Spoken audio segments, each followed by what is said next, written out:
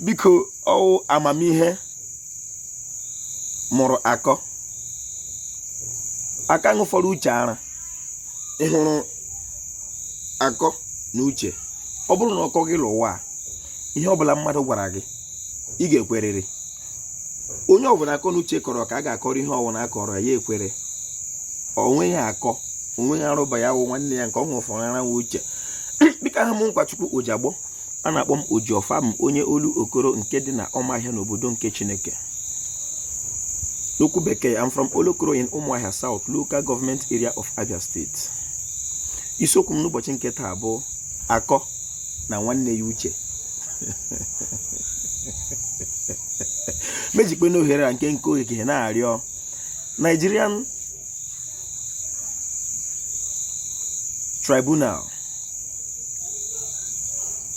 please tell us the truth. We are part and parcel of this geographical area. We deserve the truth. One of the reasons you should tell us the truth is that, say that history will smile on you by 400, 500, 600 years to come.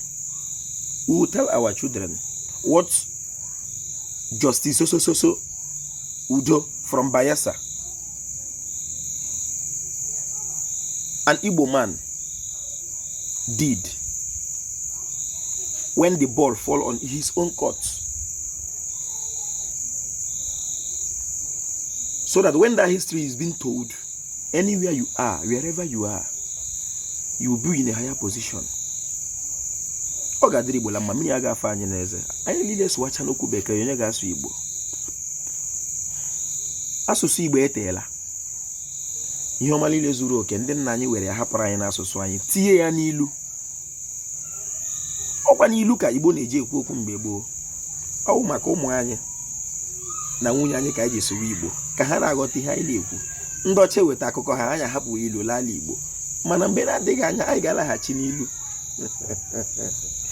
Maka Mike Ejeagha onye Enugu steeti ọchịnọ isi ka ụmụnne mụnwe ha jere ahịa na mba ọzọ nọ nkwu anya naanị ka eji akpọ ụka nọ ya mere atọrọ mara ya mara atọrọ ofu ga efe isi ọhịa. Ọ ga-adịrị Igbo la mma mmiri aga afọ Igbeleze